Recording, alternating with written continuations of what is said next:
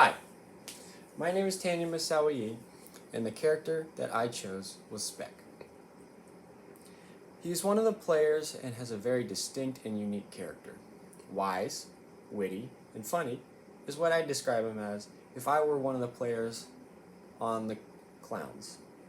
He's probably one of the smartest players on the clowns as he does read so much, whether it is about whether it's from Booker T. Washington or Harriet Tubman.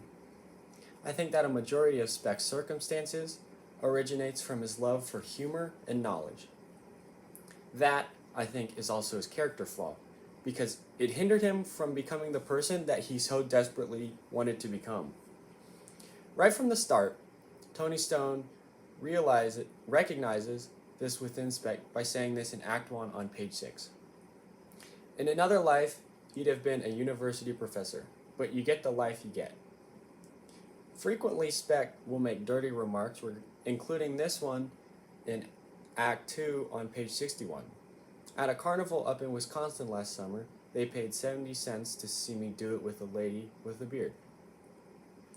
Although some may not see this as a character flaw,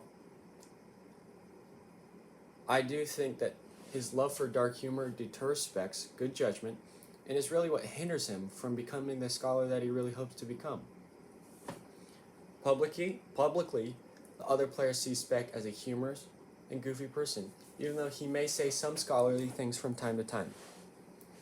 I think that personally, Speck sees himself as wanting to be admired for both his humor and intelligence, but only gets recognized for his humor. On page 21 of Act 1, the play references that Speck is addressing no one and still says, "One ever feels his two-ness, an American, a Negro. W.E.B. Du Bois, The Souls of Black Folk." He wants others to see that he is smart, but many do not see that behind the facade that is his humor. Once again, I think his inner conflict and motivation are similar to his personal image. The inner conflict, or the unfinished business within him, is that he wants to be seen as a smart person and is motivated to show others his knowledge by using quotes from books that he has read. Once again, he uses another quote in Act 2 on page 72. Speck references another book, but this time Ida B. Wells. He says, "The miscegenation laws of the South only operate against the legitimate union of the races." I think his need to be seen as is his conscious reason to take this action that he so often does. I think Speck reveals Tony's personal and honest side. She backs up Speck many times, but then finally at the end of the play, she really snaps at him.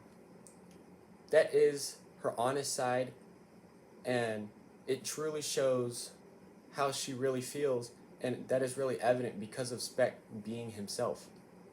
So my first question is, do you think any other characters are similar to Speck in the sense that he is someone that he doesn't want to be? And my second question is, do you think reading the play again helped you better understand Tony Stone's character even more? Thank you.